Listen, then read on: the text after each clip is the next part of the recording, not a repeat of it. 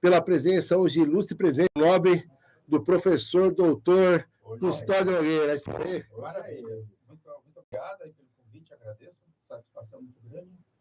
E espero ajudar aí no contexto do nosso bate-papo, que é sobre acidente de trabalho. De trabalho, sei. E aí, agradecendo também aí a sessão do espaço, né? Ao nosso presidente Alan Montoro, nosso diretor Sérgio Zicran, jornalista do Povo, diretor administrativo, o William, nosso marketing, a nossa cunhada, a Rosana, a Flórida e a Rosana, tá bom? Muito obrigado aí, e vamos aí fazer o doutor Tiago Reis aí, fazer as apresentações, as formais, o currículo. Doutor Custódio Nogueira, advogado, especialista em direito, acidente trabalhista. Isso. Eita coisa boa. Professor e palestrante, pós-graduado, mentoria, parceria, consultoria, faz de tudo. Advogado tem que dar os pulos. Advogado, coisa boa. Esse é o caminho. E a questão, acho que o nosso bate-papo hoje ele é bem canalizado, acidente de trabalho, mas voltado para indenizações na Justiça do Trabalho. Não tem nada a ver com o benefício previdenciário. Não, um auxílio acidente, né? É muito bom a gente ter de início, essa distinção bem clara, porque, por incrível que pareça, na prática, muitos acabam confundindo, né? Sim. Porque enquanto o trabalhador, a trabalhadora, a pessoa humilde lá, que sofre um acidente de trabalho, né, até para entender o que é o acidente de trabalho. Acidente de trabalho é aquele que deixa a lesão corporal, né? Então, a trabalhadora perde lá uma parte de dedos, perde dedo, mão, braço, perna, muitas vezes se torna cadeirante, morre no trabalho. Sabia um dado interessante? Nós, Brasil, nós somos o 4º país do mundo em acidentes de trabalho. A gente só... China, Indonésia e um outro país que eu ainda vou me lembrar o nome. Mas da América nós somos... Pode ser, mas da América nós somos o primeiro, isso com certeza. E China já esperava mesmo, que lá a mão de obra lá... A China vai ser sempre a primeira a ser... Não tem jeito. Então é isso, é muito importante a gente ter em mente que é esse tipo de coisa. Então o trabalhador, ele acaba confundindo mesmo, porque não é confundido, ele, quando sofre um acidente de trabalho, ele procura quem? Um advogado para ajudá-lo ao quê? A entrar com uma ação contra a empresa ou a buscar um benefício previdenciário. Ele pensa primeiro no INSS. É muito difícil ele pensar em entrar com a ação contra a empresa, ele quer um benefício, porque ele está sem trabalhar, porque tem salário, aí não vai trabalhar, não tem salário, como é que fica? Precisa do INSS. E o mais importante, que é o tempo. O que acontece? A pessoa pega, ela vai entrar, mas quando foi acidente, há um mês atrás, fez o CAT, comunicado esse trabalho, o que é isso? A empresa fica quietinha, por quê? Que ela isso insere e reflete no recolhimento previdenciário dela, entendeu? Então aumenta. Aí acontece, não vai, falou, poxa, mas já passou, sendo que ela pode abrir o CAD, vamos começar já lá do dia mesmo, né? Sim. Já começa, pode... Aí se a pessoa quiser abrir, você abre, o sindicato, existem várias... O próprio médico que atendeu. Isso. Mas ninguém quer responsabilidade. Não. Então ninguém vai abrir nada. Né? Então, no primeiro momento, eu acho bastante interessante a gente deixar claro isso daí, né? Que o acidente de trabalho, então, ele tem duas vertentes quando se está falando de empregado mesmo, carteira anotada, né? Que aí vai ter o reflexo previdenciário por conta do benefício, ao passo que é possível entrar com uma ação contra o empregador, né? E por que é possível? Aí é que vem a questão, né? Porque enquanto o empregado, ele na condição de segurado, ele vai ser atendido no INSS, pelo simples motivo dele ser um segurado. Então, eu estou tentando dizer o quê? Se o empregado vai lá e provoca o acidente, porque ele quer receber esse benefício previdenciário, ou ele quer se afastar do emprego, enfim, ele acha que vai ser bom para ele. Tem de tudo, tem como a gente afastar essa hipótese. Aí ele vai lá e provoca esse acidente. Ele vai ser atendido no INSS. O INSS não vai fazer juízo de valor para saber se o empregado tem culpa, se o empregado não tem culpa, se a empresa cumprir a norma regulamentar, não interessa. Machucou, INSS acolhe e vai dar o benefício para ele.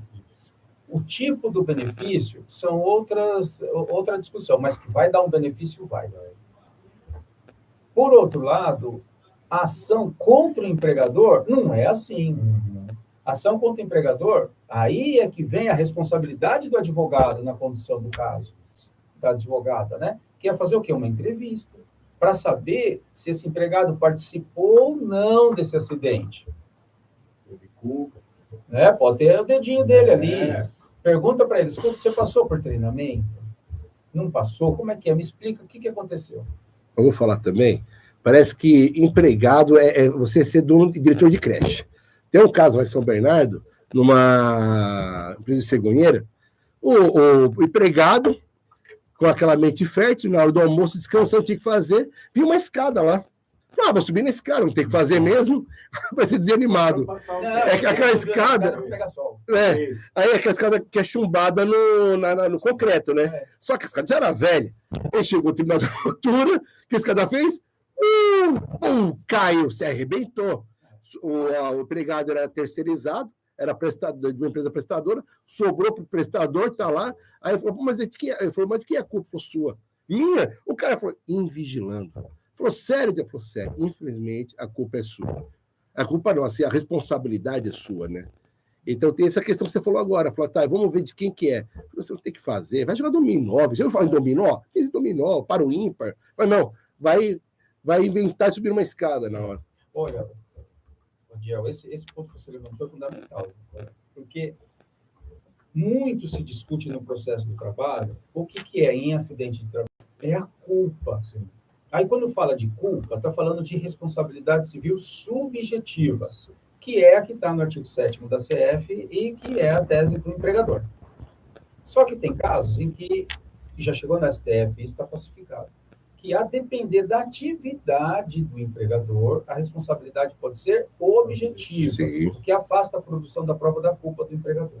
Porém, tanto num caso quanto no outro, a culpa exclusiva da vítima afasta a responsabilização. Então, a discussão é sempre em cima dessa questão da culpa. Se o empregado teve culpa ou não teve culpa.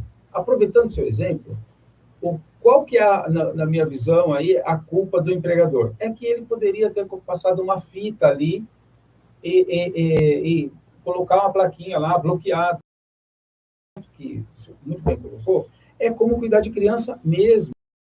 O artigo 2º da CLT, ele não deixa dúvida. Quem é o empregador? Se qualifica.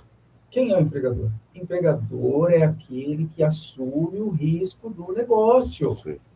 Então, você, empregador, se você deixou a tua escada lá, velha, quem deixou a escada velha lá?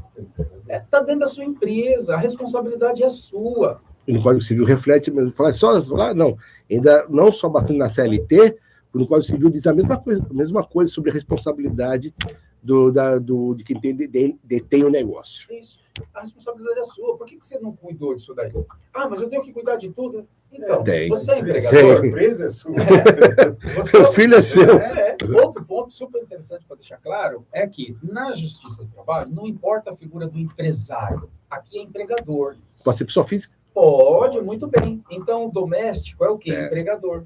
A Vale tem capital aberto na bolsa, uma empresa gigante. O que ela é? É empregadora. Sim. Os bancos são empregadores. A pessoa que trabalha na sua casa, que faz faxina lá, você é empregador dela. Então, você tem responsabilidade. Sim. Então, aqui importa a figura do empregador. E o empregador, artigo 2º da CLT, ele é o quê? Responsável. Acabou. Eu nunca tive coragem de ser empregador. Por causa disso. Tenho medo de tudo. Uma pessoa que tem medo, como eu, por exemplo, não vai empregar ninguém. Então, você quer assumir responsabilidade? Você vai ter que assumir o combo todo. Não tem como, eu sou parcialmente responsável. Não dá. Até onde vai o lucro? Existe meio, é um inteiro. Até onde o lucro vai, eu sou responsável. A partir dali, aí o Adiel assume que ele é o sócio para responder. Não, aí não dá, né? Então é isso. Tem que estar muito atento. O que não significa dizer que tudo o que acontece, o empregador será o responsável. Inclusive, eu tenho um caso emblemático aqui, que se for o caso em outro momento, ainda hoje, a gente pode trazer para discutir, que é de chorar. E o tribunal entendeu que a culpa foi exclusiva do empregado. O que é meio raro. Já... e fala em... Você falou CF, que o programa é para pessoas... CF é Constituição Federal. CLT é Consolidação das Leis do Trabalho. Tem. Nós temos um caso, menor ainda. Menor. Um caso no interior de menor. Menor, meu e dele. Perdeu as 2 pontas. E o que ele estava fazendo? Ixi, tá uns 2 anos já isso aí. Servente de pedreiro, sem registro. Menor. Mexendo com ferramenta cortante. Está tramitando? Tá. Está aguardando sentença agora. Lá na 15ª. Já fez Fiz tudo. Constatou a limitação da capacidade de trabalho? Não, ele disse que não tem limitação. Não. Teve um acidente, porém ele falou que não tem limitação. Então, entendeu? Sabe? Esse é um ponto interessante. Vamos falar então, pô. Fala aí. Esse é um ponto muito interessante para a gente discutir, que é... Você explica primeiro porque para a pessoa estar vendo a limitação do... Para você que não sabe nada, meu exemplo, não conhece, assim, de muita profundidade, eu prefiro sempre conversar dessa forma mais descontraída mesmo. Ótimo. Então, o que é quando a pessoa sofre lá o acidente de trabalho? Aí o advogado vai representar esse trabalhador, vai fazer um pedido lá para o juiz para que condene a empresa. Aí vai discutir o quê? Se o trabalhador sofreu um acidente, o que vai se discutir é a perda da capacidade de trabalho. Isso. Para o quê? Para as atividades em geral ou para as atividades que ele fazia? E aí? Para as atividades que ele fazia. Aí começam os problemas. Por quê? Porque o perito médico, quando ele emite o laudo dele, ele vai falar sobre a limitação da capacidade para as atividades em geral. Mas não é a atividade em geral que se quer saber qual é a perda da capacidade de trabalho. E sim a específica. Porque é isso que o artigo 950 do Código Civil, que é um código que nós temos, ele diz isso, que a perda da capacidade de trabalho tem que ser mensurada, calculada, apontada lá pelo perito com relação ao ofício ou profissão. Essa é a redação da lei. Então, é específico para a atividade que o trabalhador fazia. Porém, os peritos, eles não têm formação jurídica. Aí o médico perito, ele vai lá e atesta o que ele é acostumado a testar, que é o quê? A perda da capacidade de trabalho para os serviços em geral. Aí, para você ter uma perda de 100% da capacidade de trabalho para as atividades em geral, a pessoa tem que se tornar na cama, um vegetal. E aí eles sempre, quando reconhecem que há limitação da capacidade de trabalho, eles reconhecem 12%, 15%, 20%, 25%, 30%. Tabela SUSEP, que o colega muito bem mencionou aqui, você acha que você não conhece, mas você conhece, porque se você já foi em açougue na sua vida, tem o desenho do boi, aí o desenho do boi ele é todo talhado lá, indicando qual que é a carne e tal, não sei o quê. Nós somos a mesma coisa. O nosso corpo também está talhado lá, e se perdeu a ponta do dedinho é tantos por cento, se perdeu o dedo inteiro é tanto, e vai aumentando. Isso mesmo. Né? Só que isso é a perda da capacidade para o trabalho em geral. Por isso que vem um ponto muito importante, que é o advogado, que representa esse trabalhador, essa trabalhadora, saber fazer uma peça que eu sempre comento, que é a peça mais importante do processo, que é a peça de quesitos. E não a peça inicial. No acidente de trabalho, a peça mais importante é a peça de quesitos, para saber conversar com o médico. O que é a peça de quesitos? Ela é, por exemplo, o advogado ele se prepara muito para ir para a audiência. Só que ele vai para a audiência, então ele faz as perguntas que ele quer fazer para a testemunha, não é isso? Aí ele se preocupa, elabora, pergunta tudo. E o quesito? O quesito é a pergunta que você vai fazer para o médico. Para o perito, no caso. Que é o perito médico. Mas às vezes não necessariamente pode ser. Que às vezes é engenheiro que vai fazer a vistoria no local de trabalho, muito bem apontado, que é outro problema que a gente enfrenta. Isso é. Né?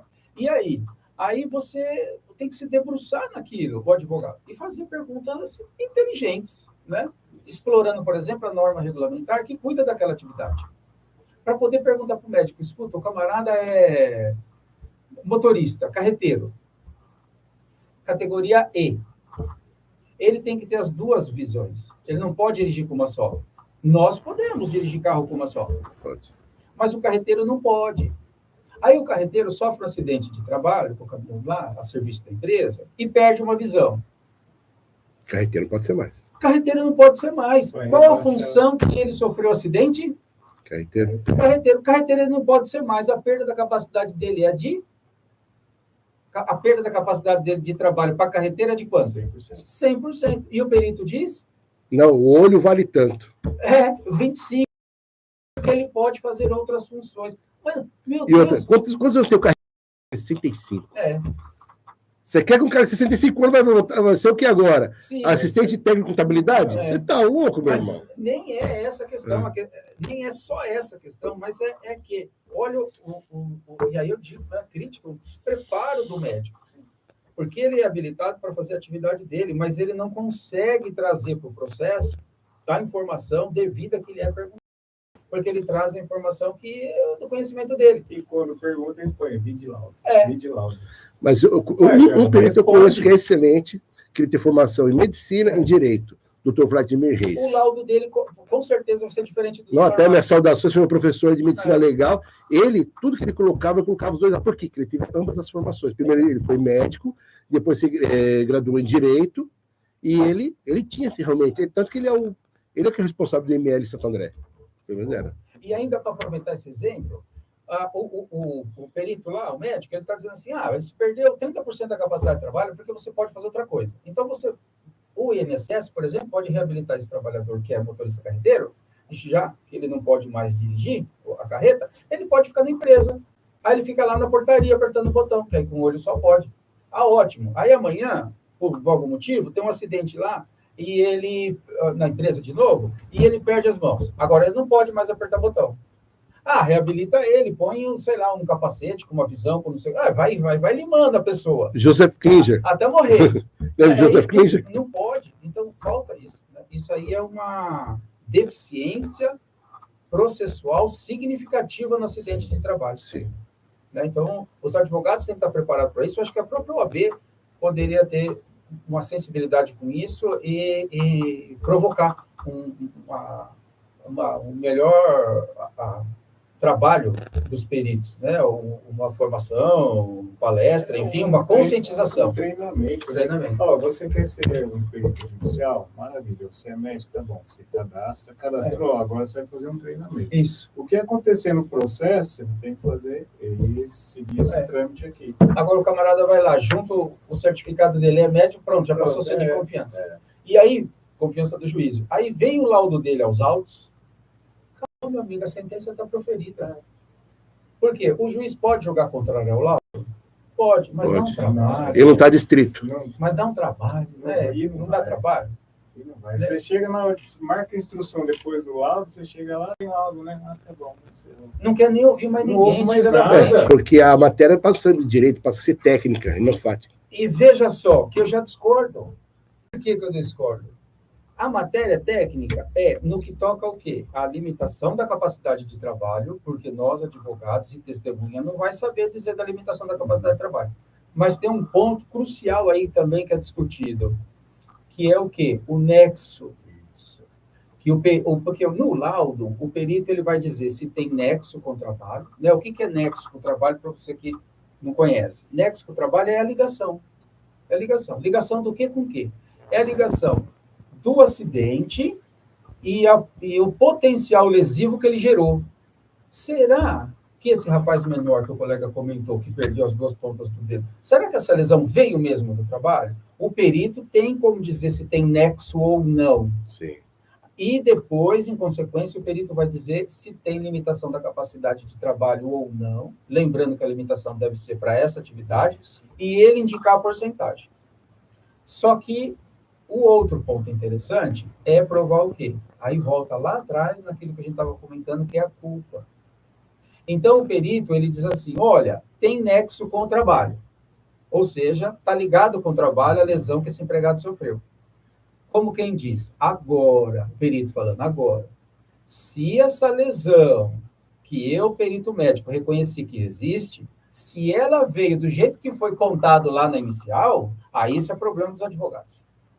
E aí entra a testemunha na audiência. para a testemunha poder provar o quê?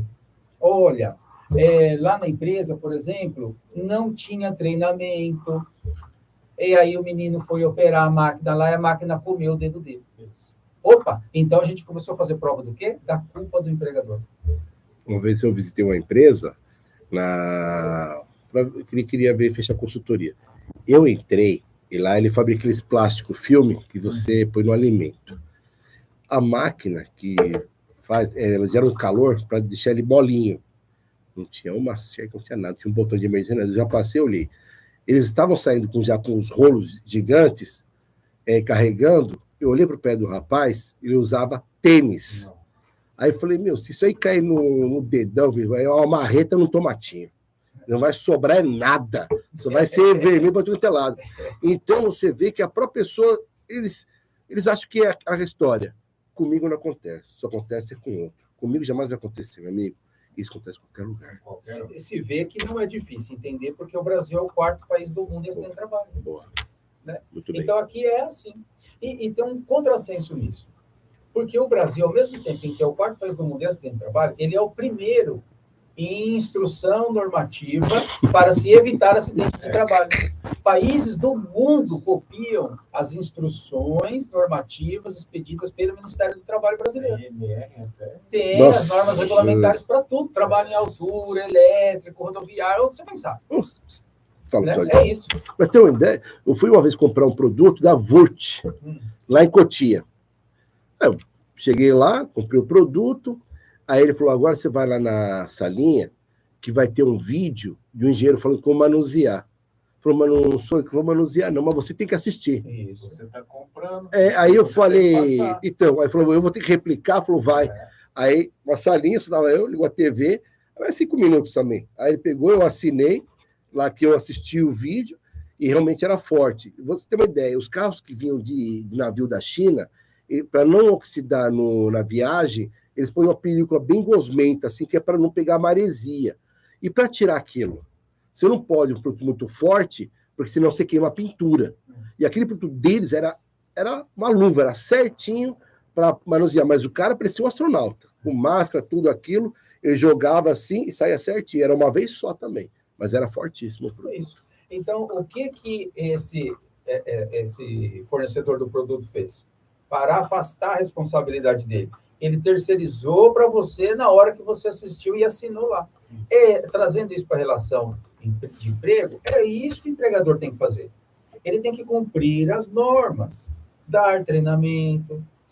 Integração. Só que é tudo muito caro. Ele tem que passar pela semana de integração, aí ele tem que dar treinamento, vamos supor, depende da NR, de 3 em 3 meses, depende da atividade, de 6 em 6 meses, uma vez por ano. Ele tem que passar, chama o técnico de segurança, fala, olha, escuta, isso aqui funciona assim, assim, assim, você tem que fazer isso, assim. Se der pane na máquina, você tem que apertar esse botão, é tudo assim.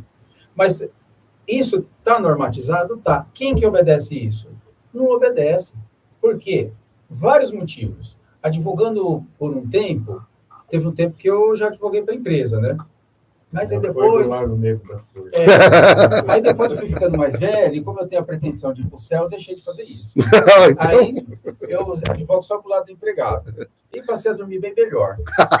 E com isso, o que a gente percebe? O empregador, quantas vezes ele falava para mim, Custódio, não tem jeito. Você dá o EPI, você ensina como usar, e a pessoa não se submete, o empregado não usa. E não é só ele, é o outro. Aí um não usa, o outro também não usa, e a gente tem que trabalhar, tem que entregar, tem que fazer, tem que tal, não sei o quê. Eu falei, então, aí o que você pode fazer? Olha que interessante, o empregado, quando não usar EPI, o que pode acontecer com ele? Advertência. Ele pode ser mandado embora por justa causa. Se somar. Sabia? Pode ser mandado embora por justa causa. Então eu falei, pega um só, dá o exemplo, que você vai ver que todo mundo vai usar. Você tem que militar isso aí. Porque senão, você vai estar sempre correndo risco, porque não adianta.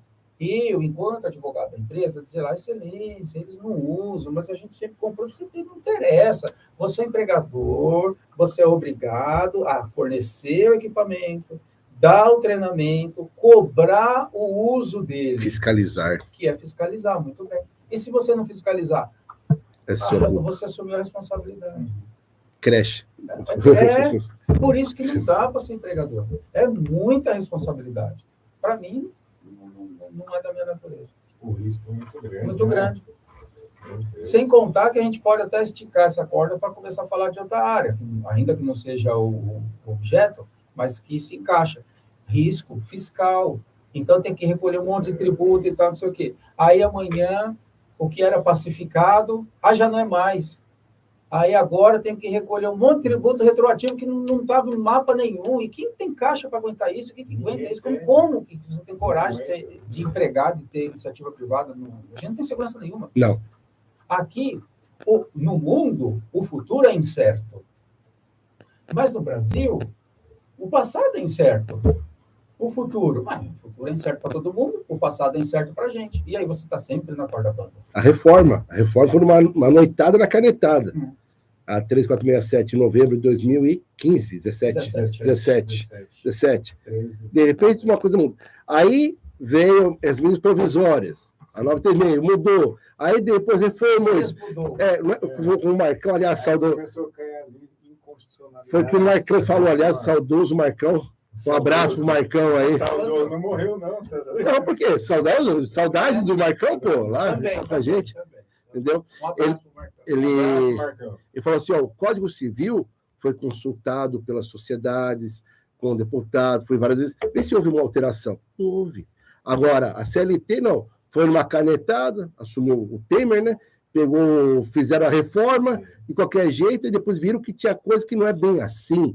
Você tem que consultar aos advogados, Ministério Público, os juízes, magistrados, tudo, para depois você ver aí, agora sim nós temos um modelo, mas não, faz do jeito que for aí, vai para frente. Não vai, não é assim que funciona a coisa. Tem isso também. Virou uma terra de ninguém, cara. Você não sabia. Nossa. E se colhe os reflexos disso até hoje. Liquidação de pedido. Na época da pandemia também deu muita medida provisória. Esse ponto que o colega levantou aqui é fundamental, essa questão de você indicar um valor inicial e o juízo condenar o empregador e limitar no valor indicado. Na minha peça eu coloco, da não limitação aos valores, eu coloco. E é um absurdo limitar. Por quê? Porque a questão é muito clara, né? Está escrito o que lá no 840 lá da CLT, parágrafo primeiro? Tem que indicar um valor. Indicar é indicar. O verbo está certo. Eu estou indicando este valor. Olha como é diferente da liquidação. Eu não estou liquidando o pedido, excelência. Eu estou indicando um valor. Aí o juiz entende que não, que você tem que falar o que você quer. Dependendo do pedido, ou falar o que você quer, não, indicar o valor e ponto. Dependendo do pedido, dá. Mas dependendo do pedido, não dá. Vamos aproveitar esse que é o tema do encontro. O empregado sofreu um acidente de trabalho. A gente vai lá entrar, vai fazer um pedido de indenização. Como a gente já estudou aqui hoje, a indenização depende do laudo, porque o perito vai indicar a porcentagem da perda da capacidade de trabalho. A gente precisa daquela porcentagem que é o perito que vai indicar depois que você entrou no processo, então não é antes. E aí? Aí é que vai fazer o quê? A liquidação. Muito bem. Eu estou entrando com o processo agora. E como é que eu vou indicar um valor no pedido e esse pedido... Se eu dei nem perícia aí não teve. Se traduzir no valor em que a empresa deve ser condenada se nem a perícia foi feita. Pois é. Salubridade é um... Qual que você vai liquidar o pedido de salubridade? 10, 20 ou 40? Esse daí ainda tem um remedinho, porque se for estudar lá em IR15, seus 14 anexos, a depender do agente insalubre, tem lá a indicação 10, 20 ou 40. Então, até passa. Agora, esse do acidente de trabalho, esse não dá. Né? Então, eu já tive a oportunidade de... Não, foi tudo 6. A 6ª Vara do Trabalho de Guarulhos condenou a empresa, mas limitou no valor. Aí eu fui para o TRT da 2ª Região. Caiu na 6ª turma. Porque isso é tudo 6. Caiu na 6ª turma. Na 6ª turma, o relator... eu posso fazer sustentação oral. O relator abriu o voto dizendo que dava provimento ao meu RO para afastar a limitação. Ótimo. Aí eu pedi, tem mais alguma convergência? Aí abriu da revisora. A revisora falou que estava divergindo do relator para limitar a condenação. Eu falei, agora vamos para o terceiro juiz. Aí o terceiro juiz falou... Use os tambores. É isso. Aí depois fala que advogado não tem emoção na atividade empregada. Se olha que eu queria olhar para a relatora, e aí? Aí todo mundo olhando para a terceira juíza, aí a terceira juíza falou assim, eu acompanho a divergência. Pô, e eu perdi ali de 2-1. Aí eu fiz a minha sustentação oral, expliquei que era impossível e tal, até me exacerbei um pouco, acabei falando coisa que não precisava falar, não fui ofensivo, mas eu disse assim... A sua indignação foi expressa. A minha indignação, ela superou o limite que o advogado deve se manifestar. Não oriento ninguém a fazer isso, mas enfim, acabei falando lá, eu disse assim, olha, é possível entender da forma da divergência para quem nunca advogou. Se você não tem experiência em advogar, aí é possível imaginar que é para indicar um valor. E aí eu expliquei que eu sou médico, que não tenho como, mas não foi um caminho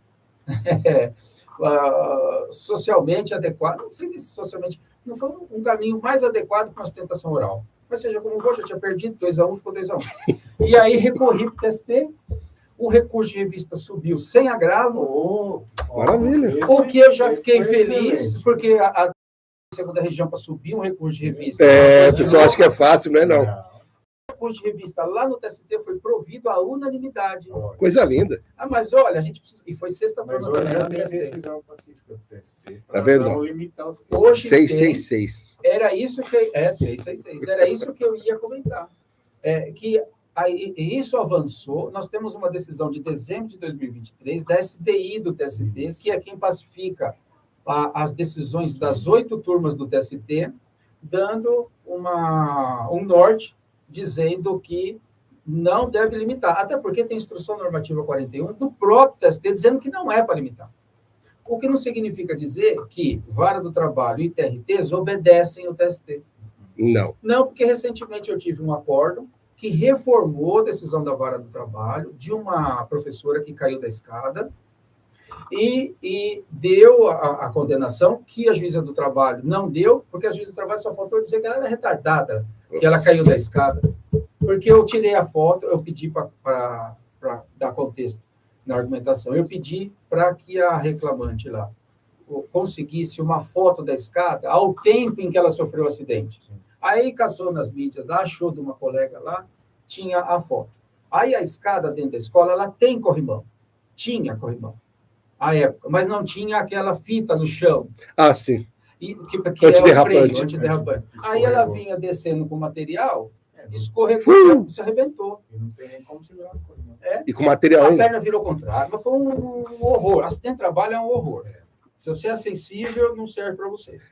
Aí deu isso, né? E a juíza do trabalho falou que não, afastava o laudo, que reconheceu a perda da capacidade de trabalho, afastava o laudo, porque ela entendeu que foi culpa exclusiva dela, que se tivesse tomado cuidado e descido com a mão no corrimão, não teria nada acontecido. Aí fui para o TRT reformou. Mas o problema não foi o corrimão, o problema foi o piso. Não, mas na cabeça da juíza, com todo respeito à sua excelência, ela, se tivesse segurado ali no corrimão, ela não caía. Escorregaria, mas seguraria. Como quem disse, se não fosse uma imbecil, a trabalhadora, ela não teria caído. Né? Bom, tudo bem. E aí? Aí, recurso para o TRT. O TRT reformou, 15ª turma do TRT. Reformou, mas limitou no valor que indicou na inicial. E agora? Recurso de revista para o TST. Porque limitou o valor. E isso foi agora. E essa decisão que o colega muito bem lembrou, que é da SDI, os juízes não estão nem aí. Cada um faz... A gente vive um tempo em que cada um faz o que quer, ninguém se submete a nada. Antes, um tempo atrás, você via a decisão assim. O juiz dando a decisão dele. O meu entendimento é contrário. Porém... por disciplina judiciária, curvo e ao entendimento. Por quê? Tanto já discutiu que lá em cima pacificou. Então, você, autoridade, você tem seu entendimento? Ótimo. Mas qual que é o que prevalece? É aquele lá? Então se curva aquele. Porque, do contrário, você fica fazendo... A gente não acaba com o processo. Não traz o rabo. E outra coisa também, qual é o problema? Eu já vi essa frase que eu já falei. Falou, essa é minha vara. Tá seu nome lá na portaria? Lá quando tá a placa lá, o fulano, Beltrano, excelentíssimo Beltrano, não tá. Não é sua, está. E aqui não é pessoa física, é o Estado. Quem está aqui é o Estado, não aqui. E nessa mesma linha aí, o Custódio, tem uma ação minha de um rapaz que queria periculosidade, que estava perto da cabine primária. Aí eu pedi para tirar foto. Você foi lá tirar foto. Para entrar na cabine primária, parecia um negócio de missão impossível. Tinha primeiro, tinha assim, uma escada igual assim de duas plataformas, a cerca, você tem que pular aquela cerca. Para entrar ali, tinha um pessoal de capacete laranja, com crachá, ou seja, então ele pulou, falou assim, então ele está alegando aqui que ele pulou a catraca, que não pode. E aí, chegando na cabine primária, tinha uma porta de aço, tá lá a foto, tem lá, o cadeado com uma corrente e a chave. Falou, meu, o cara é o James Bond para abrir tudo. Eu falei, excelência, e tem mais, tá? A voltagem ali é tão gigantesca que se tiver um furinho de uma espécie de cabelo no calçado dele, a energia entra, ele vira um desenho animado, só um preto em volta. Dá tempo pra gente pensar o que aconteceu. Falei, então, para entrar ali, ou ele infringiu um monte de regra da empresa, que era uma tomadora, uma prestadora, aliás, ou ele está mentindo aqui. Tanto que virou acordo depois. A própria juíza falou, não dava, eu mostrei as fotos, não tem como, meu chapa. E ali é loucura. Eu já acompanhei, já ali na Paulicéia, em São Bernardo, uma perícia cabine primária. Tava até quando você vai lá, falou, eu? Você tá doido, filho? Não tenho nenhum EPI aqui, eu ficar lá perto daquele negócio. Até o barulho, parece um enxame de abelha, o barulho. Eu vou ficar lá perto? Não é nem a pau. A gente passa por esse tipo de experiência. Mas, olha, advogar não é das missões das mais fáceis. Eu acho que se fosse explicado logo para quem for desmotivar todo mundo. Eu explico. Diminuiria. Eu explico grande parte. A pessoa olha para mim assim e fala, poxa, doutor, mas sério, é o risco. Mas na causa ganha, não existe. Não, a responsabilidade que vem de uma procuração é muito grande, né? E o advogado pega aí... pega lá uma inicial de não sei da onde, um modelo de não sei de quê, e junta lá e vamos embora, faz acordo. Faz um Frankenstein lá, né? Pega um pedaço de cada um. Isso foi coisa boa da reforma. Quando começou a isso acabou aqueles aventureiros que chegava lá e falava, justicinha, vai lá e faz. Aí separou homens e meninos. Aí a gente separou que realmente não é bem assim. Outra, hein? Trabalhista é ping-pong. Já aconteceu, fui fazer audiência em Cotia, estava a segunda reclamada, e aí chegou, ela pediu, passando a audiência, ela pediu para ver testemunha. Eu falei, excelência, pela ordem. Falou, precluso o pedido da nobre colega. Falou assim, aí a juíza muito calma, ela falou assim, sim, doutora. Doutor Dias está certo, o seu pedido está precluso. Aí falou, então que conste, então, meus protestos sobre isso. Falei, opa! Pera lá. Aí eu falei assim, não é bem assim, não. Que conste que o pedido é precluso. Porque olha a malandragem. O que ela ia fazer? Constaria que protesto, que ela ia falar? Cerceamento da defesa. Aqui, ó, como diz o aqui, Farroupilha. Aí eu falei, pode constar que é precluso o pedido dela. Porque depois ele fala que não ouviu a testemunha, ela entra com um recurso, o tribunal falou, não, tem que ouvir a testemunha sim. Aí volta, não, senhora. Não tem dessa. O advogado tem que estar muito atento. Tá ligeiro. O advogado não é fácil. A audiência trabalhista é um horror. Acontece montanha-russa. É montanha-russa. E aí fala assim, o processo de trabalho. Não existe processo de trabalho. Existe uma caixinha de maldade. Isso que falou que advoga para a empresa. Para quem advoga pelo empregado, a audiência, se for una, é um horror. É tudo ali. É um horror. Você vai olhar a defesa e documento. Não tem como, né? Porque a defesa... Não, e detalhe, aí e se é juntar a contestação em sigilo? Você vai abrir na hora. Vai esperar. Uma vez eu estava com a audiência em Santo André, e do outro lado tinha 4 reclamadas. Aí todo mundo juntou esse sigilo. Eu vou falar, agora vai ter que esperar eu ler 1 a 1. E tem aquele que junta 30 mil jurisprudência, tem 40 laudas. 800 documentos. Documento, vai esperar, meu amigo. A gente vai ficar assim, outros partes ficam assim. Então, reclama com ele. Não é nem pequenininha, não é para fazer nenhuma folha, nem para 40, pô. Faz objetivo. Por isso que digo, o processo de trabalho é um horror. O cível já é diferente. Lá no cível, você entra com a petição inicial, olha como é diferente. O juiz, o cível, já vai fazer uma admissibilidade na inicial. Sim. Não é? para ver se vai citar o réu ou não. Se há pressupostos. Se cumpriu a lei, os pressupostos. Então, olha que processo equilibrado, para não ter muita nulidade no curso do processo. Agora, na trabalhista, você entra com a petição inicial, pode ser sem pé nem cabeça, ela vai e o processo continua. A reclamada vai ser chamada para apresentar a defesa quando tiver audiência. Não é em 15 dias da notificação, como é no CIV. Para a parte contrária já tomar ciência da contestação. Estava assim na pandemia. Ficou equilibrado o processo, ficou bom, ficou justo. Ainda que pesado, mas eu gosto de usar o termo honesto, porque aí sim está tratando as duas partes iguais. Do jeito que é hoje a CLT, ela não trata. Ela nunca tratou, só com exceção desse tempo da pandemia. Aí, a parte, então, lá no cível, vamos supor que a petição inicial passou pelo crivo do juízo, o juízo cita o réu para apresentar a defesa em 15 dias. Aí já dá um despacho saneador para o autor se manifestar sobre a defesa. Depois que vai ter ou não audiência. Na trabalhista, entra lá com a petição inicial, a reclamada no dia da audiência, que às vezes demora 3, 4, 6 meses, a reclamada teve todo esse tempo para montar a estratégia, para fazer todas as maldades possíveis e imagináveis para ir para a audiência. E no dia da audiência, a defesa vai em cima. Aí, não dando acordo, o advogado empregado recebe a audiência como uma bomba, né? Ali para estourar no colo dele. E a audiência, muitas vezes, segue, se o advogado não tem muita experiência, como teve o colega aqui, a Diel, no dia ela para pedir, dá um tempo para eu ver esse negócio aqui, né? E aí vai embora. Quando você vê, o juiz já está ouvindo o empregado, já ouviu o empregador, o advogado do reclamante está lá com malabarismo. Sem saber um monte de documento. Sem saber o que está acontecendo nem nada, principalmente se não tem experiência. E o juiz olha lá e fala, escuta, vai fazer alguma pergunta para o preposto? Não sei, Oi? Já era, acabou a audiência próxima. Você é na Barra Funda, ainda manda você fazer a réplica oral. Isso. Eu já fiz, hein? Já fiz eu também já. Só que é que eu for. A réplica é agora. Aí, ó. Aí, graças a Deus, essa hora, você agradece a Deus sim. Por quê? Chegou o juiz, eu falei que estava com pressa, que o empregado estava precisando de mesmo. Falei, excelência, questão de humanidade, ele está precisando de dinheiro. Aí ele falou assim, réplica, excelência, prazo? Eu falei assim, não, doutor, você falou que estava com pressa, orais. Só que quem faz audiência comigo sabe, eu levo aqui, ó, vou anotando tudo.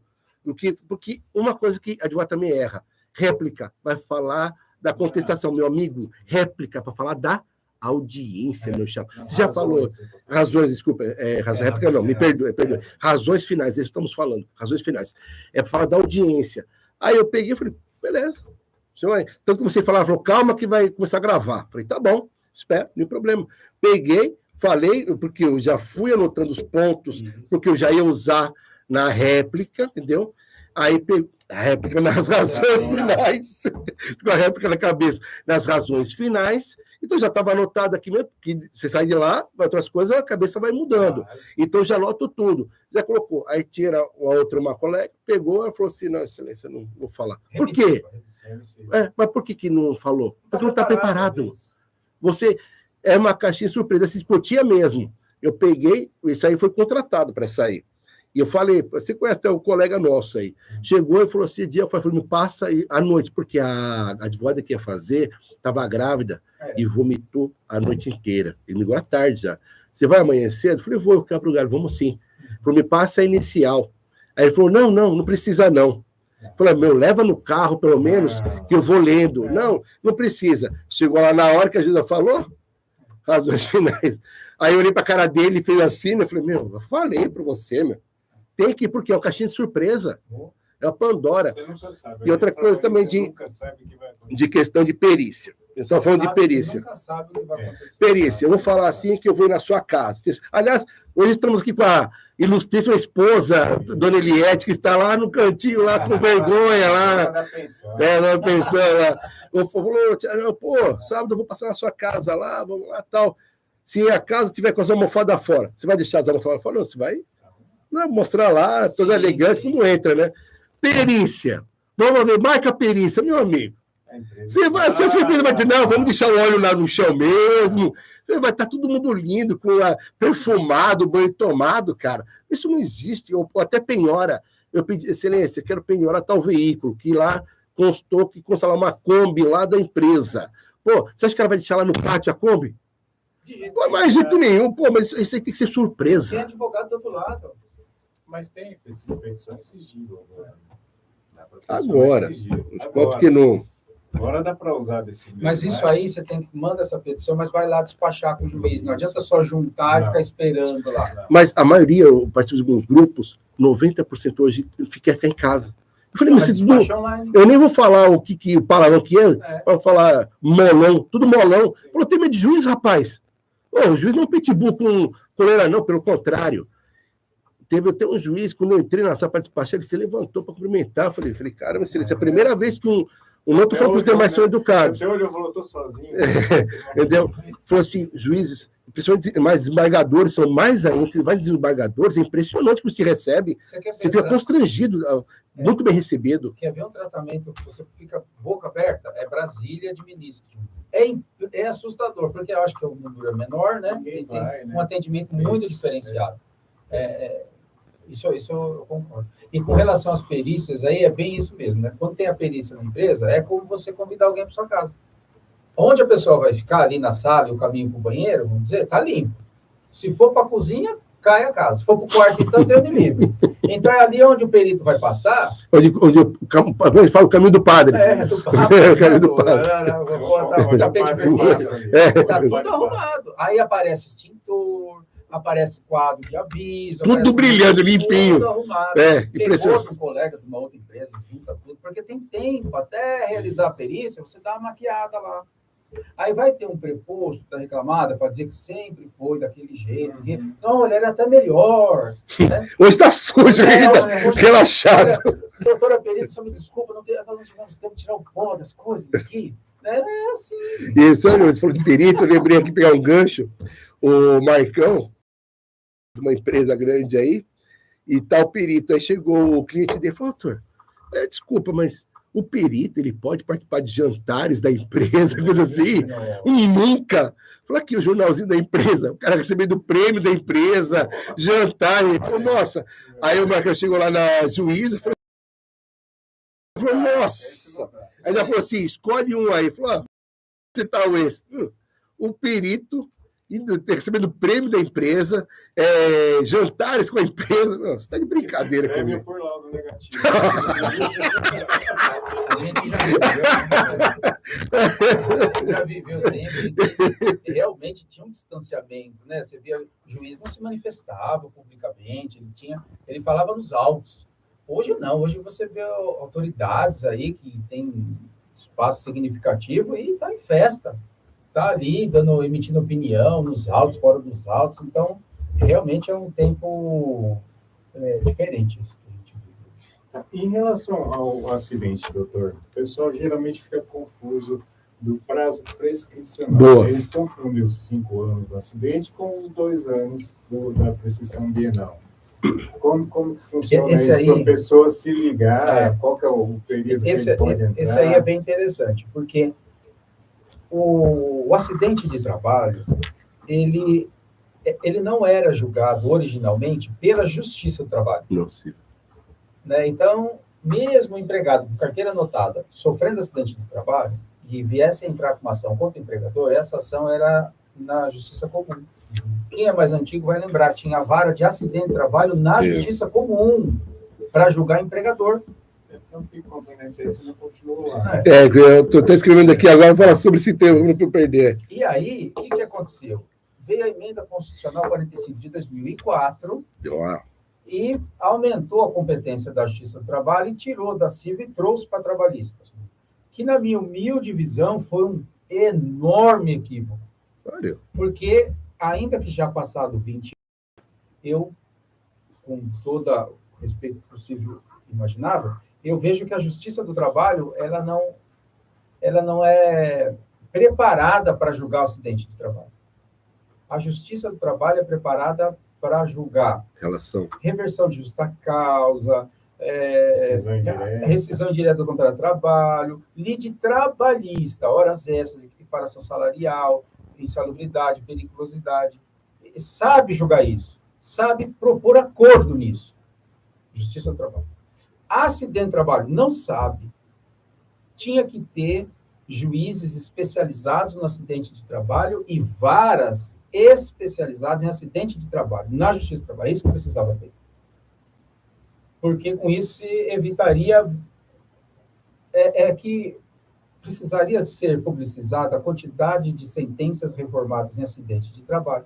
Aí você ia ter um termômetro do que eu tô falando. A sugestão é boa, tanto que hoje em dia, no âmbito criminal, existem várias especializadas contra a violência contra a mulher. Antes era no criminal geral. Não, agora é vara especializada, que vem ao encontro a sugestão sua. Excelente, excelente. Lá tem vara especializada para tudo. Sim. A trabalhista, vara do trabalho.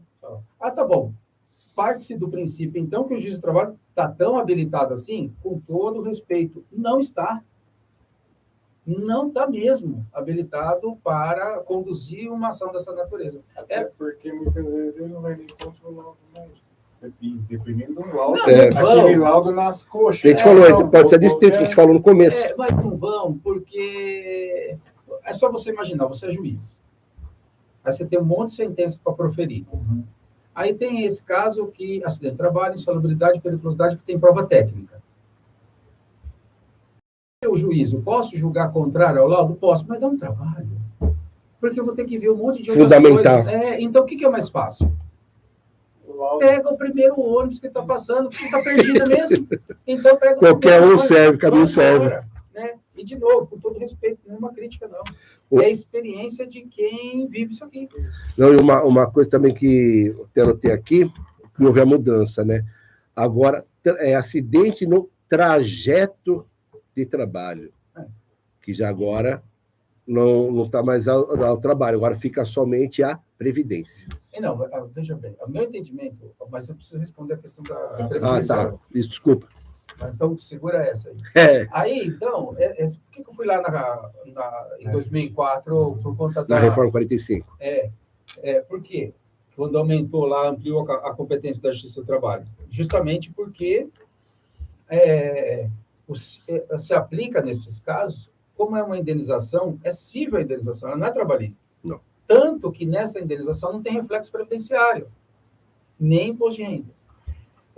De modo que essa indenização ela é cível, nada trabalhista. Muito bem. E aí? Aí se aplica a prescrição cível, que são de 5 anos. Muito penal. A contar do fato. Então, a prescrição cível, ela conta de um fato. A prescrição trabalhista não conta do fato. A prescrição trabalhista conta do término do contrato de trabalho, 2 anos para agir, do dia que resolveu agir, volta a 5. Só que a trabalhista é essa que eu acabei de contar. E a cível é de 5 anos do fato. Muito bem. E aí? Aí, então, como a competência agora da Justiça do Trabalho, se aplica o quê? As duas. Então, o empregado, se desligou da empresa porque houve a rescisão do contrato de trabalho, então esse empregado tem 2 anos para ajuizar e volta a 5. Sim. E aí falta encaixar a prescrição quinquenal cível que conta do fato. E aí nós temos 2 súmulas, uma do STJ e uma do STF. Mas por que STJ e STF? Porque as ações eram cíveis, e lá se formou a jurisprudência. E se manteve. E se manteve. O TST aplica as 2 súmulas de lá, como se fosse no TST. Que diz o quê? O lapso inicial da prescrição conta do fato. Que fato? Ciência inequívoca da lesão. Né? Ciência inequívoca da lesão. O que é a ciência inequívoca da lesão? É a ciência inequívoca para o empregado da limitação que aquela lesão não é do dia do acidente de trabalho. Porque no dia do acidente de trabalho, lesão corporal, que ele perdeu a perna, não é dali que começou a contar os 5 anos. É depois que foi feito o tratamento e tal, a coisa vai se estender no tempo. E até lá vai saber. Quando bater o martelo, alta do INSS, ou aposentadoria por invalidez, aí vai estar o laudo definitivo dizendo, olha, com você aconteceu isso e tal, então isso aqui não volta atrás. É ciência inequívoca da lesão. Começou a contar a prescrição agora. Só que dos 5 anos. Nesse inteirinho ele já saiu há 2 anos da empresa. Nesse inteirinho ele saiu há 2 anos da empresa, ele perdeu. Mas normalmente não sai, né? Acaba continuando. Fica afastado lá. E muitas vezes o advogado, e aí é falha de grotesco do advogado, o advogado, nesses casos, entra com ação de rescisão indireta do contrato de trabalho. Para que o contrato? O contrato, se o empregado sofreu um acidente e está recebendo benefício previdenciário, o que acontece com o contrato de trabalho dele? Suspenso. Está suspenso. Ou seja, o empregador não tem obrigação com aquele empregado de pagar salário. Porém, a depender do benefício, se for 91, ele tem que continuar recolhendo o fundo de garantia. Se for 31, não. E se for 91, quando ele voltar, ele tem 12 meses de estabilidade. Muito bem. E aí? Aí o advogado entra com ação de rescisão direta contra o trabalho. Para receber o quê? Nem verba rescisória tem, de repente ficou afastado, não tem nada, para quê? E ação de rescisão indireta contra o trabalho é tudo que o empregador quer, porque é o ônus da própria do empregado. E ainda para complementar essa questão da prescrição, a grande discussão é quando é doença. Porque quando é doença, vai contar a prescrição de quando? Com relação ao fato.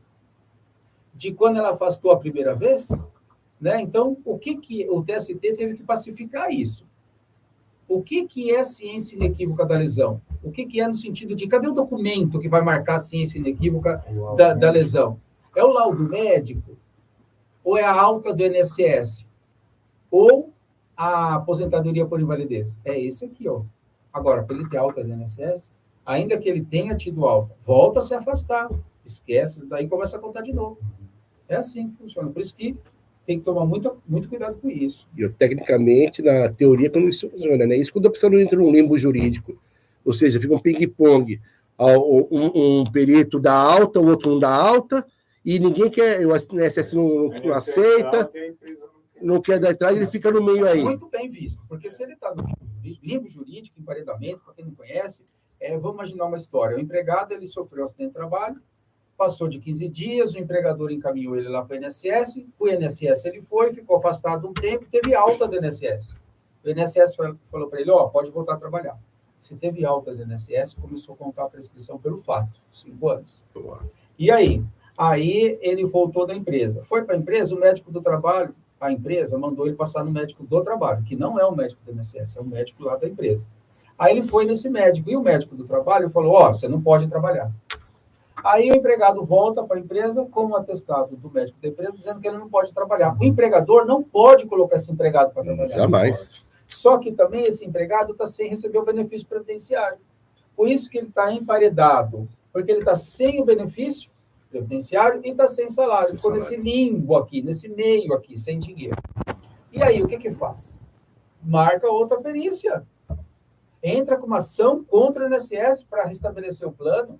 Mas advogado que nos ouça, né? Faça alguma coisa, se vira. E quem tem que agir também é a própria empresa. O advogado tem que falar, nesse meio, qual a pacificação? A empresa, enquanto decidir, a empresa tem que pagar o salário. Sim, depois que você entrar com a ação, pedindo atrasado. Mas nada impede o empregador de já agir, requerendo que o INSS estabeleça o plano dele, porque vai sobrar fatalmente o próprio empregador. Ele vai ter que pagar. Então, o empregador, se razoavelmente prudente, ele vai tomar essa providência. Mas, quem é o empregador? É aquele que assume o risco. Quem assume risco é o quê? Corajoso. Sozinho. Tá sozinho nessa aí. Ele não vai, eu vou entrar com a ação, que se lasca esse empregado lá, que ele deu os pulos dele, depois a gente acerta isso daí, aí faz um acordo de audiência, aí não sei o que, porque quem é de assumir risco é de assumir risco. Para ele é mais um risco. Então, por isso que tem que sempre fazer uma entrevista muito bem feita para poder dar a melhor condução no trabalho aí. E a outra pergunta trajeto. Trajeto. Então, o acidente de trajeto, ele está lá no artigo 21 da Lei 8.203, no inciso 4. O que ele coloca? Que esse acidente de trajeto é aquele que o empregado sofre no deslocamento da casa dele para o trabalho, do trabalho para casa. Muito bem. Então, se ele sofreu um acidente nesse meio aí, é acidente de trabalho? É. Como é que chama? Acidente de trajeto. O INSS vai receber esse empregado lá? Vai. É o que a gente comentou ainda no começo desse bate-papo. O INSS não vai fazer juízo de valor se esse acidente ocorreu por culpa do empregado que dormiu no carro lá e bateu o carro. ou se foi culpa de algum maluco lá que atravessou no farol fechado, ou se ele tropeçou, caiu na calça. O INSS não quer saber. Está aqui teu benefício. Ele tem qualidade segurada. Ele tem qualidade segurada. Entenda o INSS como um seguro qualquer que houve o sinistro e a pessoa acessou a seguradora. Sim. Muito bem. Aí ele vai receber o benefício dele. A questão está em trazer estes tipos de acidente de trabalho para a Justiça do Trabalho e então entrar com uma ação contra o empregador. Esse em específico, que é o acidente de trajeto, cabe ação contra o empregador? Cabe, mas não é a regra. Mas quando que o empregador será responsável por um acidente de trajeto? Quando? Um acidente fretado, por exemplo? Depende. Quando o empregador fornecer a condução. Então, fretado. Mas às vezes são os próprios empregados que fazem o frete. Não tem participação do empregador. Mas é muito raro isso. Não é muito não. Porque o empregador consciente, ele não freta não. Ele fala, vocês se reúnem aí, vocês consciente no sentido de limpar a responsabilidade dele. Ele fala, vocês ficam à vontade. Por exemplo... Ele paga para o empregado o valor referente ao transporte. Isso. E vocês, empregados, façam o que quiser. Aliás, nem me conte o que fizeram. Né? Eu não quero saber. Vocês lá, que vocês se viram lá. E aí, os empregados se reúnem, a freta para trazer do litoral para cá. Mas aí vocês, empregados, eu não quero nada a ver com isso. Então, eu tive um caso muito interessante, que saiu até na mídia. Um salão de beleza dos Jardins, em São Paulo. Ele só atende ainda, né? Só atende, assim, celebridades. E celebridade assim, se marcou tal hora, não. Só a celebridade pode atrasar. Imagina, chega lá o camarada para arrumar lá o painel dele e aí o staff não está lá. Que história é essa, né? Ele não volta mais ali, que já queima para todos os amigos dele, já acabou aquele prestação de serviço. Está cancelado. Está cancelado. Então, para não atrasar, o que esse empregador fez? Para encaixar num exemplo. Ele fornece a condução. Colocou uma van. Alugou uma van dele, não é? E aí ele contratou o serviço fornecendo a condução. Essa condução passa na casa de cada trabalhador, muitos eram lá do fundão de Guarulhos, passa lá, pega, traz para o salão, para não atrasar um só minuto. Muito bem. Num determinado dia, o que aconteceu? Aquela van se envolveu num acidente de trânsito, capotou e matou 2 trabalhadores. Nossa, misericórdia. Misericórdia. E aí? Acidente de trabalho. E agora, neste caso, é acidente de trajeto? Vai ter benefício previdenciário? Sem dúvida. Mas e para esses trabalhadores? Para os dependentes desses trabalhadores que faleceram e para os outros que se machucaram, haverá indenização contra o empregador? Sim. Pode haver. Tem a possibilidade. Ação indenizatória. Que é essa que é o motivo do nosso participante. Por outro lado, se os próprios empregados resolvessem fazer esse transporte, qual seria a responsabilidade do empregador? Nenhuma. Ou, se esses empregados sofressem acidente no transporte público, o transporte público pode sofrer acidente também. Sim. Aí o empregador tem responsabilidade? Não, empregador, ele não é pai também, né? Objetivo. Ele não é pai, ele não é responsável dessa forma. Mas ele, empregador, forneceu a condução, tornou-se responsável. Então tem muitas nuances aí.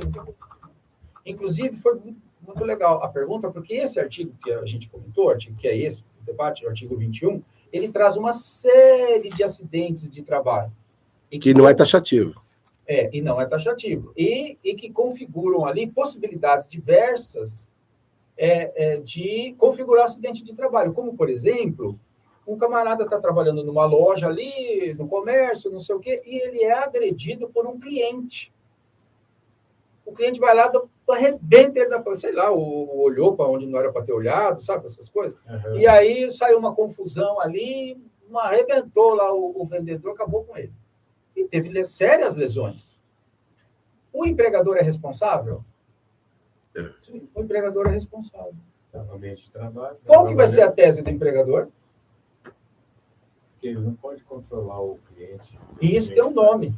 Ele não pode controlar o que o cliente dele fez. Só que o cliente dele é o que nessa relação entre empregado e empregador? Esse cliente é o quê? Consumidor. É o terceiro. qual vai ser a tese da reclamada? Eu não tenho culpa. A culpa é do que é o terceiro. Ele vai falar que a culpa é do terceiro. Uma questão de culpa, questão de responsabilidade sobre seus funcionários. Sim, essa é a tese do empregado. Mas a do empregador vai ser essa. Mas a do empregador é o quê? A culpa de terceiros. E juiz do trabalho? Vira e mexe, ele cai nessa armadilha e fala a culpa é do terceiro. O que esse empregador, coitado, tem a ver com isso? Mas por que esse juiz está equivocado? Para não dizer que ele está errado e a gente parecer que é soberbo, né? Mas por que esse juiz está equivocado? Porque na relação empregado e empregador, não existe espaço para responsabilizar terceiro. Aqui, o responsável, se for responsabilizado, o empregador, ele aqui no processo trabalhista, ele paga, e aí ele faz o quê? Ação reversível. Ele entra com ação de regresso contra quem ele acha lá o terceiro. Mas por que isso? Porque no processo do trabalho não tem um fenômeno que tem na justiça comum, que é a intervenção de terceiros. Então, na justiça comum, se você acha que tem que chamar alguém na lide, na defesa, você chama chamamento ao processo, denuncia a lide, oposição, tem outros elementos para você trazer o terceiro para a lide, na justiça comum. Na trabalhista, não. É a relação de trabalho. Na trabalhista, vamos supor, você é muito cuidadoso, você monta a sua petição inicial e fala, excelência, o empregado aqui, ele é empregado do lojista, mas quem agrediu foi o terceiro. O terceiro foi devidamente identificado por meio do boletim de ocorrência tal. Tanto que eu, empregado, estou colocando ele aqui na reclamação como um reclamado. Não pode. Não. Né? Não, assim, poder, você até pode, porque papel, como diz, aceita tudo. Mas o juízo não pode mandar notificar o terceiro, porque o terceiro não está dentro do contrato de trabalho. Mas até porque, se o agredido buscar um advogado, o advogado não tem que falar assim, vamos entrar contra a empresa, só se for com segurança. Eu indicaria, vamos entrar contra a pessoa. Nocível? Mas então, mas por que não faz os dois? Também, mas... Ele estava trabalhando, foi sim, de trabalho. mas eu vou, não me interessa. Acidente. Agora eu tenho bastante caso mesmo, viu? Porque eu tenho parceria com advogados e advogados Brasil afora. Eu tenho uma parceira no Acre. Olha aí. Então, para você ver, eu tenho várias parcerias aí. Inclusive, depois divulga o nosso Instagram. Sim. Pode, ver o que você quiser. @Prof. Custódio Nogueira. Fica Prof. Custódio Nogueira. Isso aí, bem devagar, para o pessoal já... Prof. Custódio Nogueira. De professor. Isso, me chama lá para bater papo. Vai lá. E aí, a colega me chamou, narrou um caso dessa natureza, envolvendo aí o terceiro, veio, trabalhamos, montamos todo o processo, veio a decisão dizendo o quê? Ele é terceiro, ele não tem nada a ver com isso. E esse caso, sabe de onde é? Esse caso é de Manaus. O que aconteceu? O camarada é operador de empresa terceirizada de MUC, que é de energia elétrica, da rede de energia elétrica. E ele estava ajudando um trabalhador em um poste. Então, estavam os dois trabalhando lá. Um outro caminhão, que não tem nada a ver de trânsito, foi e acabou batendo lá e matou os dois. E aí? Aí o colega me chamou. Vamos trabalhar nesse caso, então, não sei o quê, não sei nem por onde começar. Eu falei, maravilha, vamos lá. Aí, trabalhando junto, Só por isso, então, a minha comissão é maior que a sua. Eu sou bonzinho. Aí foi sentença. Maravilha. O que deu a sentença? O fato do terceiro ter causado o acidente, ele afasta o nexo causal para responsabilizar o empregador, porque o empregador não pode ser responsabilizado por ato de terceiro. Eu acho que o juiz está equivocado, porque eu, enquanto advogado, eu não poderia chamar aquele terceiro aqui na trabalhista, porque ele não é parte legítima. Aí ele iria escapar, porque ele não é parte legítima. E a sentença, o juiz ia falar o quê? Então, eu declaro que ele é parte legítima, porque ele não entra no contrato de trabalho, e agora, na sentença, eu condeno ele porque ele foi culpado. Mas para que serve a tua sentença? Por isso que é equivocado esse negócio do ato terceiro, mas é um assunto muito delicado. E por isso que digo, eu vejo que a Justiça do Trabalho, sobretudo Vara do Trabalho, não está apta a entregar a jurisdição à altura do que significa a indenização de acidente de trabalho, porque tem um cunho social significativo. Então, você imagina, nesse acidente, nós temos 2 óbitos e 2 famílias despedaçadas. Você tem a mulher com 2 crianças pequenas e a outra aqui que ele era casada. E como é que ficam essas pessoas? Né? O palco é a Justiça do Trabalho para você postular a indenização. Aí o juiz diz, não, aqui é culpa de terceiro. Como quem diz, você, empregado, ou dependente de empregado falecido, você que se vira e entra lá no cível. Cobrar no terceiro mas eu não posso entrar no cível. Eu até posso entrar, mas não é o certo. Quem que vai entrar no cível? É a empresa. Ela que, na ação de regresso, ser condenada da trabalhista, ela que vai cobrar dele lá. Se eu for cobrar dele e ele me pagar, e a responsabilidade do empregador? E para que serve a Justiça do Trabalho? O cara estava trabalhando. Ele estava a serviço. E o risco também. Trabalha na rua com energia. Não é só risco, está em cima do poste também. Não, mas o esse risco caso... da atividade, ela está exposta. Então, mas tem que arcar, da periculosidade. E nem chegou a discutir se a responsabilidade do empregador é objetiva ou subjetiva, porque ele já limou no começo. Ele já disse, não, aqui é o terceiro. Mas como pode o juiz, ele extingue o processo, porque a culpa é do terceiro. Só que nesse processo, eu não posso trazer o terceiro, porque é parte ilegítima. Olha o absurdo que é isso. Matéria de RO, foi isso aí. Agora já está em recurso ordinário. E eu tive um desse no Rio de Janeiro. E esse perdeu na Vara do Trabalho, só que já virou no TRT. Virou no TRT, foi bacana aquele processo. Aí chamei o colega, que ele ficou contente e tal, não sei o quê. Saiu o acórdão do RO. Agora, olha que estratégia bacana para utilizar, né? Saiu o RO. Virou a decisão. Condenou sucumbência. Como é que condenou tudo? Aí eu falei para o colega assim, escuta, o que dá para a gente fazer agora? Ué, Gustavo, agora nós espera, né? Para ver se eles não vão recorrer, a gente começa a execução definitiva. Eu falei, começa a provisória. Então, já dá para começar a provisória. Eu falei, mas escuta, o processo está onde? Recorrerem, né? Mesmo que recorrerem. Não, eu vou chegar lá. Mas, escuta, onde que está o processo? Está no TRT. Qual a próxima instância? TST. Eu falei, não cabe recurso para o TST? Eu falei, mas nós já ganhamos. Eu falei, sim. Tem prazo, calma, espera. Eu falei, tem. Eu falei, beleza, a gente já ganhou? A gente já ganhou. Mas a gente não pode ganhar mais um pouco? Pode. Pode. Então, entendi. Recurso de revista. Entendi. Não se conformar. Entendi. O advogado de empregado, ele ganha, sei lá, uma xícara dessa com água. Uma caneca da associação aqui. Bem bacana. Eu ganho uma dessa? A futuro, eu estou confeccionando. Aí, beleza. Aí eu ganho o caso no TRT. Ele já fica contente. Deu 200 mil, quase 200 mil de indenização por dano moral. Mas por que não recorre para o TST para ver se aumenta? Não, aumenta esse negócio. Olha a estratégia. Recorre para o TST. Vamos ver se a gente aumenta? Vamos. Deixa lá no TST.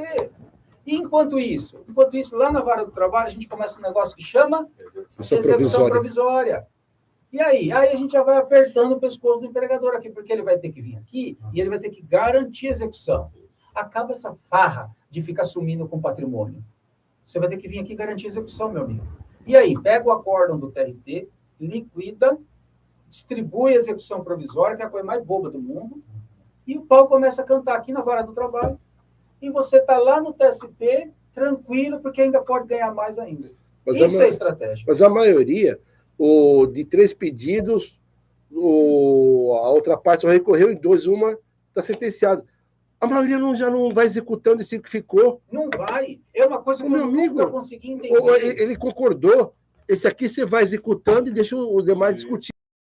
Eu já vi vários isso aí já. É isso que eu não entendo. Por que o advogado trabalhista ele não entra com execução provisória? Meu amigo recorreu, foi para o TRT? Foi. Eu vou saber quanto tempo vai demorar.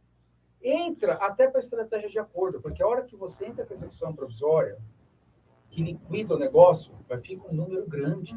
Se for acidente de trabalho, fica um número bonito. O empregador assusta. Aí aparece uma proposta de acordo decente.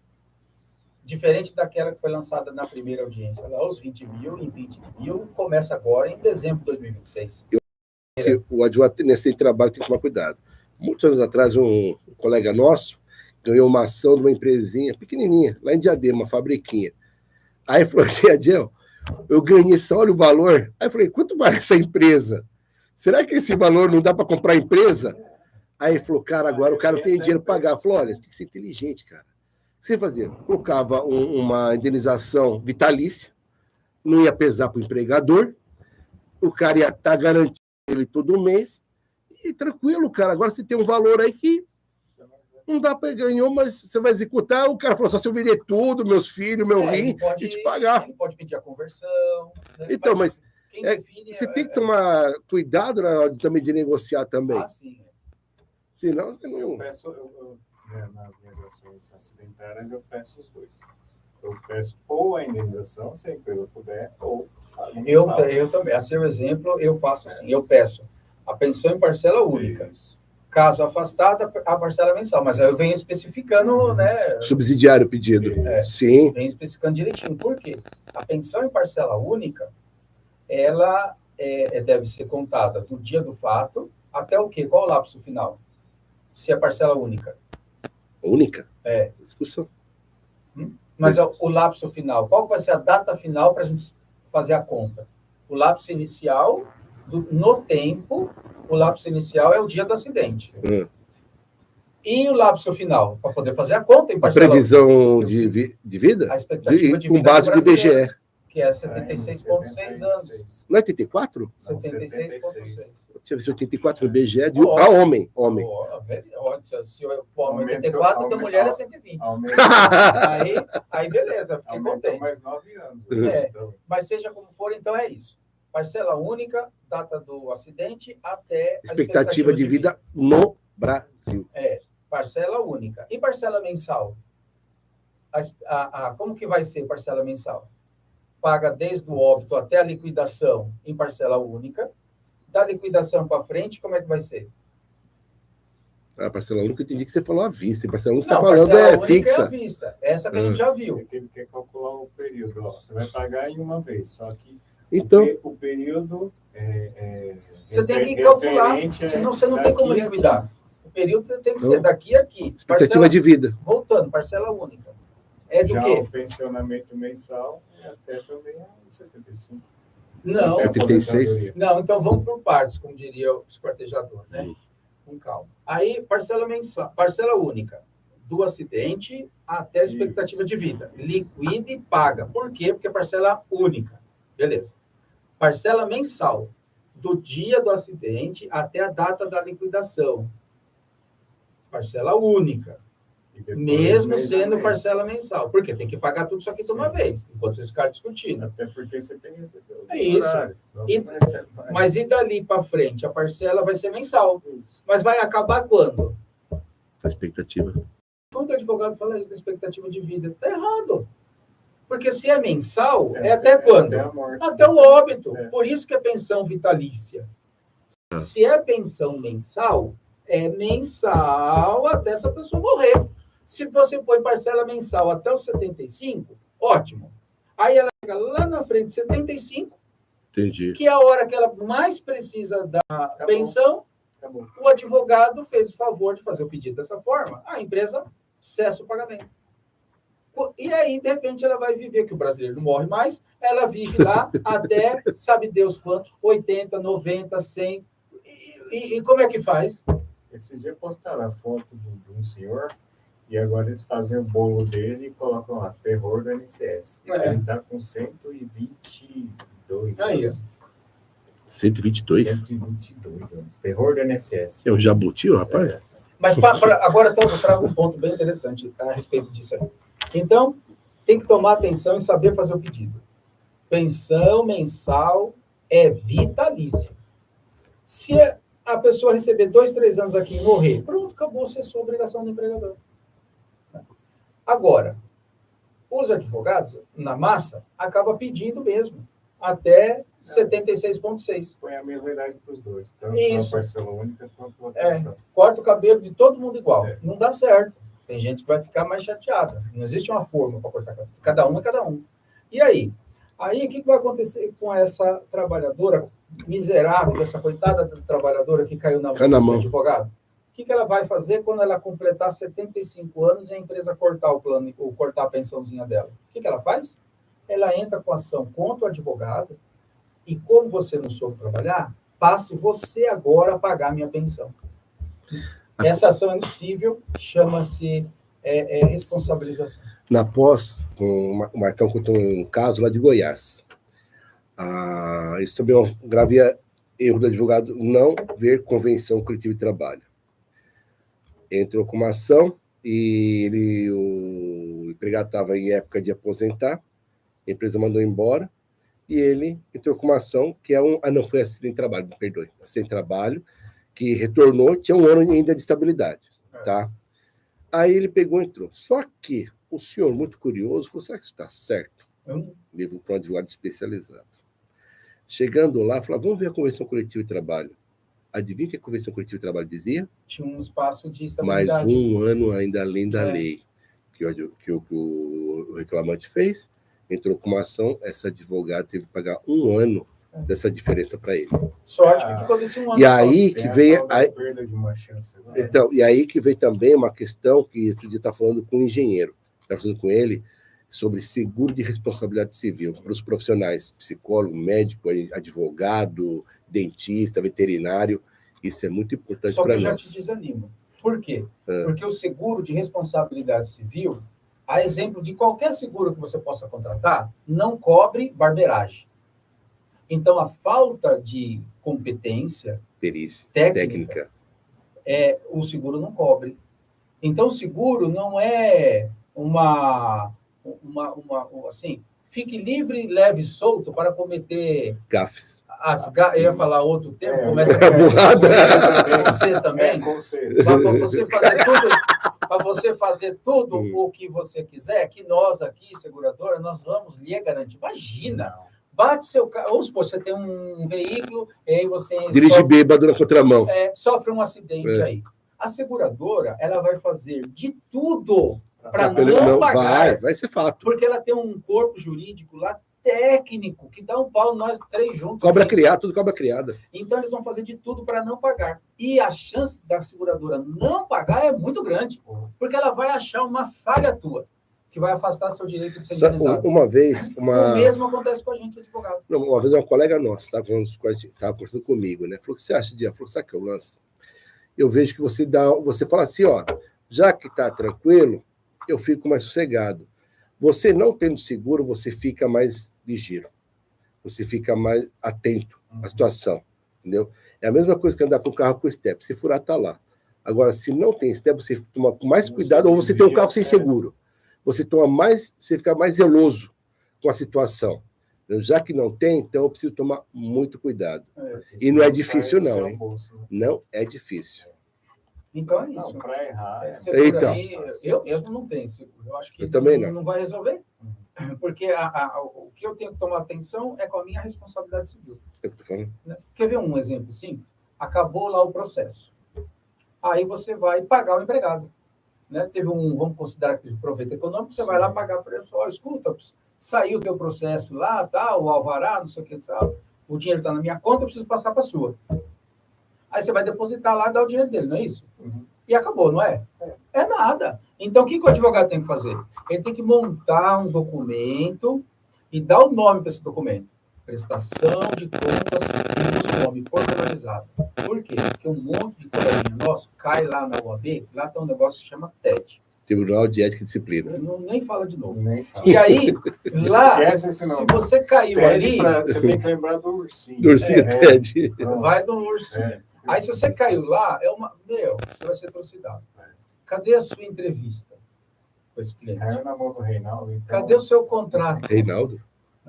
Cadê o seu contrato? O seu contrato com o cliente? E cadê a sua prestação de contas? Porque o nosso código de ética, ele prevê lá que o advogado tem que prestar contas pormenorizadas para o cliente dele. Então, o que eu faço? Eu falo, cliente querido, saiu o seu dinheiro, tal, não sei o quê, eu já recebi, preciso passar para sua conta. Eu estou te encaminhando um documento simples de uma folha só, e lá no final tem o lugar para você colocar o número dos seus dados bancários e para você assinar. Faça isso o quanto antes, me devolva assinado, aí eu te presto contas e imediatamente eu já faço a transferência. Aí ele te devolve assinado. Eu faço um termo de quitação. Eu gosto de dar um nome do jeito que eles colocam lá. Prestação de contas pormenorizada. Aí eu explico que atendi no dia tal, aí distribuímos no dia tal, a sentença foi tal, folha tal, ID tal. Faz um resuminho, recebemos tanto, honorários é tanto, o teu é tanto, passa onde? Pronto, acabou a conversa. Assinou, deu os dados, confere os dados e só deposita se a conta for de titularidade dele. Às vezes o camarada está devendo. Põe na da esposa. Põe na conta da... A da esposa é a mais complicada. Sim, já tem. Põe na conta da esposa. Aí a esposa foi lá, levantou. Não, eu não falei para você depositar nessa conta. Não, então, meu amigo. Pega um documento assinado pelo seu cliente e a conta tem que ser de titularidade dele. Então, uma coisa que eu faço... Cliente. Eu coloco carta de ciência de audiência. Eu faço ele assinar. Isso eu faço. Toda vez que tem audiência, ele vem, tá lá o dia, a hora, o local, e ele assina. Porque se você não for, você vai pagar. Pode haver uma condenação. Pode. Então, isso eu faço. Isso é minha praxe. Então, cada um a gente vai fazendo, cercando. Também prestar contas no final. O que eu faço isso é em casos de indenizações altas para imposto de renda. Por quê? Que eu já passo para ele o número de meses que teve o processo, quanto ele recebeu e quanto foi do advogado. E eu falo para ele, o ano que vem, você vai ter que declarar isso aqui, se não for indenizatório. Então, assim, você vai ter que colocar. E aí eu já passo. Depois eu falo assim, quantos meses aqui lá tem um campo RRA, recebidos acumuladamente do imposto de renda, que você colocar lá o número do processo, a quantidade de meses que foi do processo, quanto recebeu, se houve desconto de previdência, e aí sim, aí você coloca. Isso quando é muito alto, que aí ele vai colocar. Se não atingir o limite, então nem coloca. Mas agora o demais eu coloco sim. E outra coisa, se for PJ, advocacia, né, sociedade unipessoal, tal, já emite a nota, manda a nota fiscal, eu mando a nota fiscal junto, a cópia do alvará e o comprovante que eu transferi o valor para a conta. Eu emito nota, todo mês. Eu emito, caiu R$100 na minha conta, eu emito nota fiscal. Não, para PJ. Para PJ. Para PJ também. A pessoa física não tem ninguém, não tem nada. Não tem mas tem o Reinaldo, não, o Reinaldo, o escritório dele, eles emitem. Nota para pessoa física. Não, eu emito para pessoa física porque a pessoa física é meu cliente. Mas eu, enquanto advogado, antes de ter a minha PJ, eu, advogado pessoa física, não tinha como emitir nota. Outra coisa. O cara ganhou a ação, está recebendo aí o mensal. A empresa entrou em recuperação, faliu. Como que ele vai receber agora? Então, tem muita fraude nesse sentido, né?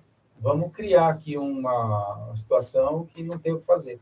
Aí vai cair como outra execução qualquer, que vai começar aquela briga de gato e rato. Vai se habilitar como credor, mas aí ele vai receber de uma vez?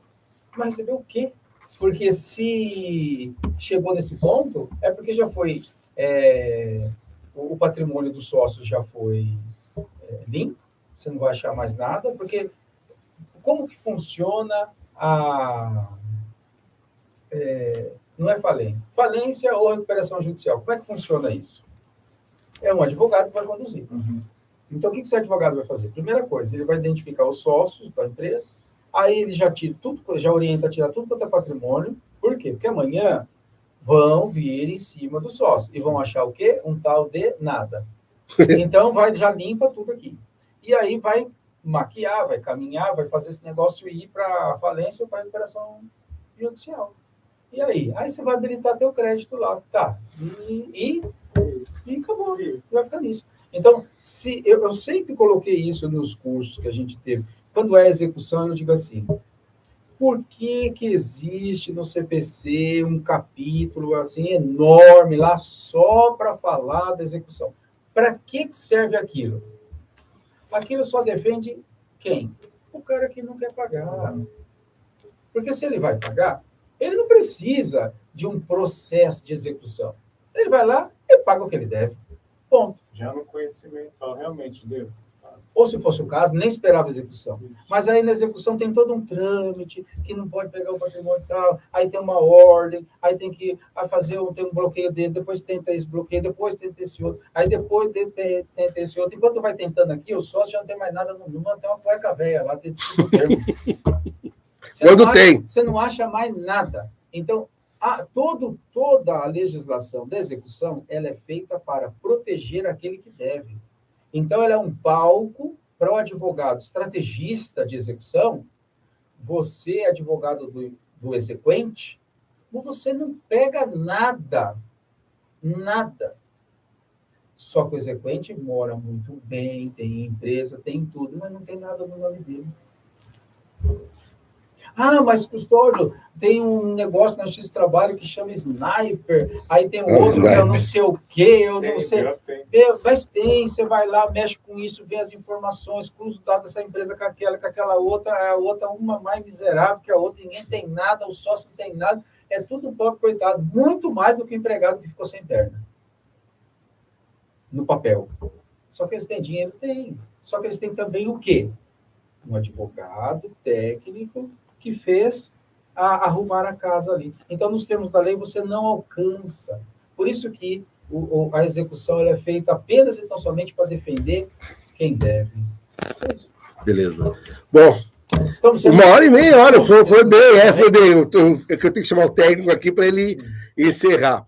Bom, agradecemos, foi mais do que lúcido aí, todas as explicações, dicas para as pessoas, colegas aqui. A aula foi aqui hoje completíssima, não tem nem que falar nada, hein? 5 estrelas, tá bom? E aí, suas razões finais aí, para que possamos encerrar o programa. Razões finais, colega, não pode ser regressivo. É agora. Eu agradeço aqui a associação, né, do consultores, assessores, articuladores políticos do Estado de São Paulo. Muito obrigado pela oportunidade, uma satisfação enorme estar aqui. E agradeço ao colega Adiel pelo convite, né? Colega também, muito obrigado pela satisfação. A expectativa de ter entregue a você um valor para que você possa ter entendido melhor esse contexto social extremamente sensível que é o acidente de trabalho.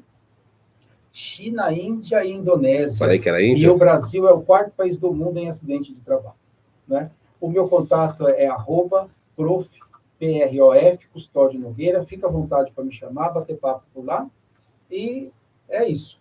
Se for advogado, você que estiver nos acompanhando, advogada, entregue-se ao seu trabalho. Não se permita fazer uma prestação de serviço em que você não se deu por satisfeito. O termômetro para isso é simples. Olhe para você mesmo e veja se você fosse o seu cliente, se você estaria sendo bem atendido.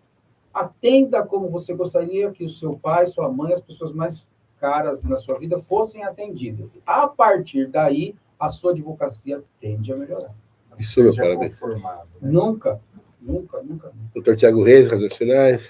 Também agradeço a presença do doutor aqui, né? É sempre um prazer aí, né? Estar com o doutor aí, sempre ouvir aí os bons conselhos, os ensinamentos, né?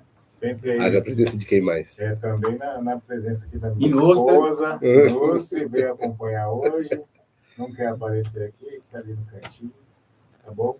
Doutora Adiel também, sempre um prazer, a CAPESP, né? Presidente Alan Montoro, diretor Sérgio Ocicran, né? Maurício aí, que está no controle, muito obrigado aí.